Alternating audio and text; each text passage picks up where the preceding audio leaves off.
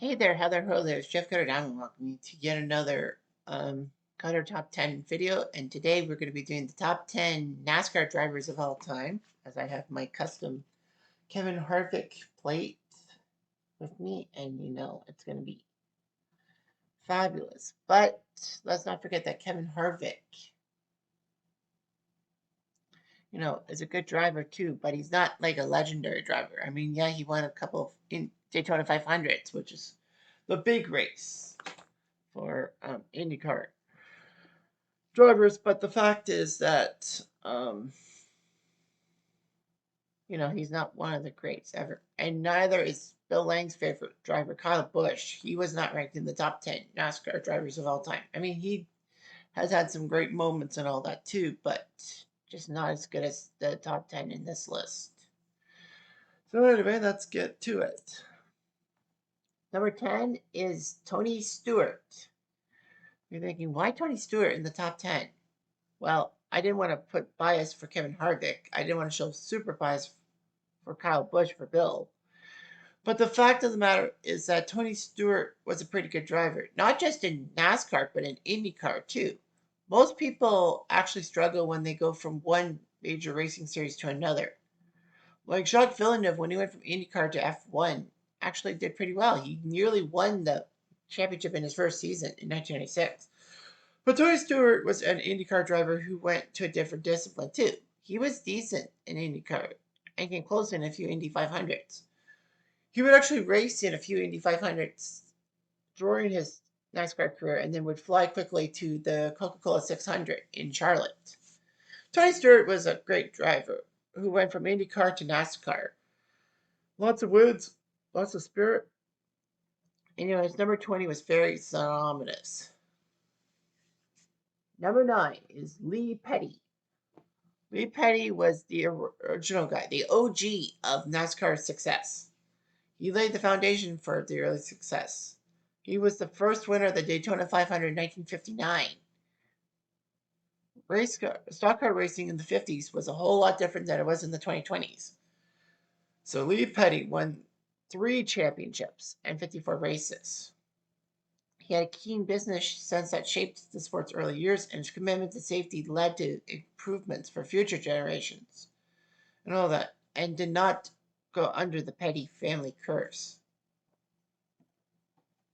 Number 8 is DW, not the annoying Arthur character, but the driver, Darrell Waltrip. He had a brash personality, which matched success on the circuit. While he was driving, he won 84 races and 3 championships in the late 70s, early 80s. He had a massive rivalry with Cale Yarborough and also Dale Earnhardt. He had a longevity. He won the Daytona 500 and did a few strange things. All that. DW was also known for, getting close to the big one with the Daytona 500 and many other races, but failing. But anyway, his personality was big. And also the fact that he was broadcaster and, color commentator for Fox among other things, and did Wiggly, Wiggly, Wiggly, Let's Go Racing Boys. DW knew what he was doing. Number 7 is Bobby Allison. Bobby Allison was a very good competitor and fan favorite, known for his versatility and adaptability. He won 84 races and the 1983 championship. He would race in 4 decades, which is hard to do, to be racing in 2 decades. Well, you could partially do the cheating method. And that's the one that, you could go to the second half of a decade, like 1 or 2 years, and then race the full decade, and you're in 2 decades. But nevertheless, he knew what he was doing, and he would mentor younger drivers and all that. He was a man for all seasons. Number 6 is Cale Yarborough.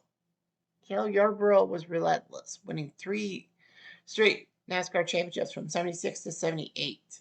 In fact, it was the last time someone won 3 in a row until Jimmy Johnson. He put up 83 wins. He had a physical racing style and fiery personality that created some of NASCAR's most memorable moments, including at the Daytona 500 in 1979, getting into a fight with Bobby and Davey Allison after being hit on the last lap, meaning that he was going to lose his race. So his thing with Bobby Allison was huge and all that. Richard Petty won the Daytona 500. It was great. But Cale would fight with both Bobby and Davey Allison, and the TV cameras caught that. That actually brought NASCAR racing to the forefront in American consciousness, that 1979 Daytona 500. It wasn't just about that fight. It was the fact that Richard Petty won and the fact that there was a massive snowstorm on the East Coast in the US, and then people had to stay home and watch CBS and watch the Daytona 500. It brought NASCAR to the forefront, and people banked on it, especially ESPN in the early days. Number 5 is David Pearson. He was known for being a great natural driver, meaning that he had the talent. He didn't need any substance. He won 105 Cup Series races. In fact, that's only one guy is ahead of him, and that's Richard Petty. So anyway, he won 3 championships. He was known for reading the race and conserving his car until it mattered most. Basically playing possum and then just stealing everything from the cars. He would have his duels with Petty and all that. If memory serves me right, he had a big duel with Petty for the 76 NASCAR Daytona 500. Because I know that Petty was near the end. I think it was him and Pearson that bumped cars near the end of the 76 Daytona 500, and they both were incapacitated in a sense, but they were trying to cross the finish line. But yeah, he would fight with Richard Petty. He would be pretty good at all that in the 70s. Number 4 is Jeff Gordon. He actually was kind of a bad boy, if you will, to NASCAR in the 90s and 2000s. He did win 93 races and 4 NASCAR championships. He had an aggressive yet precise driving style, which was both effective and entertaining. He would sometimes dye his hair green, but sometimes wearing earring while racing, and it's the fresh breath of air. The funny thing is, Jeff Gordon came from a non-NASCAR traditional state, and that's Indiana. Although it is a racing natural state because of the Indy 500, but like NASCAR in Indiana, no way. And possibly due to Jeff Gordon's popularity, did NASCAR decide to put an NASCAR race, at the Indy Motor Speedway. And I think Gordon won the first one in 94. But anyway, this was amazing. He brought NASCAR to the mainstream and helped diversify the fan base, which was pretty impressive too. Of course, he was known for his driving and his comments, and also fans hating him for passing the Intimidator Dale Earnhardt for race wins. But Gordon would have a rivalry with Dale Earnhardt until Earnhardt's passing, and he had his colorful Rainbow Warrior cars are beloved by fans today. I'm gonna get that. Number 3 is Jimmy Johnson. He redefined consistency and excellence in modern NASCAR, winning 7 championships and 83 wins. And he won 5 straight championships from 2006 to 2010. It's hard to win back-to-back years in NASCAR nowadays, much less win 5 in a row.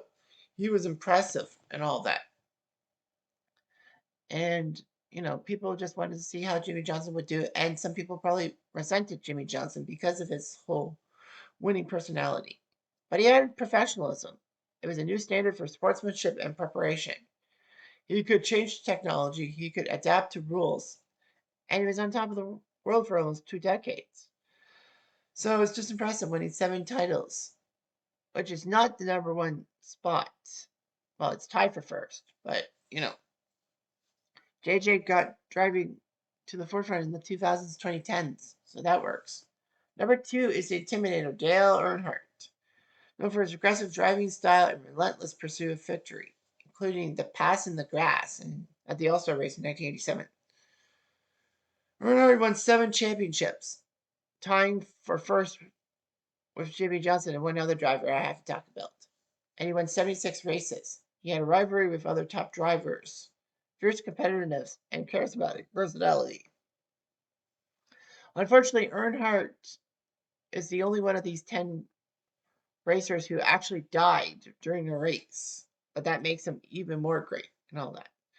Earnhardt was known for winning titles, but couldn't win the big race, the Daytona 500. He had many misses, including 1990 on the last lap when he had his tire blow because of debris on the track, which wasn't cleared. And that brought, who was that guy in 1990? It wasn't Trevor Bayne. He was also a massive upset. I can't remember the guy in 1990 that won the Daytona 500. It'll come to me. But yeah, number 9, but he won. Nevertheless, Earnhardt was big. But in 1998, he finally won the Daytona 500. He famously did that in the same breath as he told reporters, if John Elway can win the Super Bowl, I can win the Daytona 500. Because John Elway went through a long drought before winning the Super Bowl and winning it in 98. The Intimidator did so at Daytona 500 as well, which was pretty impressive. 3 years later, unfortunately, while he was fighting for third place with a few other drivers, he got slammed hard and then wrecked into the wall on turn 3 of the last lap. It was a great moment for Darrell Waltrip in the booth because Michael Waltrip won the Daytona 500, his son, and Dale Jr. took second place. So, anyway, unfortunately, he died because of the safety belt not working out, and he slammed head on into that retaining wall at 170 miles per hour. Fortunately for that death, that actually worked out because people started getting more safety cautious. And number 1 is the king, Richard Petty, the embodiment of NASCAR excellence, winning 200 races, including the 200th while President Reagan flew to the track on the 4th of July 1984 on Air Force One. He won 7 championships as well, like Earnhardt, like Jimmy. He reigned supreme in the 60s and 70s. He had his cowboy hat and sunglasses, which was iconic, and his demeanor elevated the sport's national profile. Not like the 79 NASCAR Daytona 500, but still. Petty's domination at Daytona International Speedway solidified his legendary status, winning 7 Daytona 500s, winning the same amount of Daytona 500s as he did NASCAR championships, which is impressive. I mean, King Richard was just pretty impressive and all that. His number 43 will always be big because my brother had a stuffed car replica of Richard Petty's car, which was pretty impressive. So the fact of the matter is that Richard Petty knew what he was doing. He knew how to race and he knew how to brace. And that's all to it. I wish Dale Earnhardt was ranked number 1, but what can you do? Anyway, I'm Jeff. I'm going to do.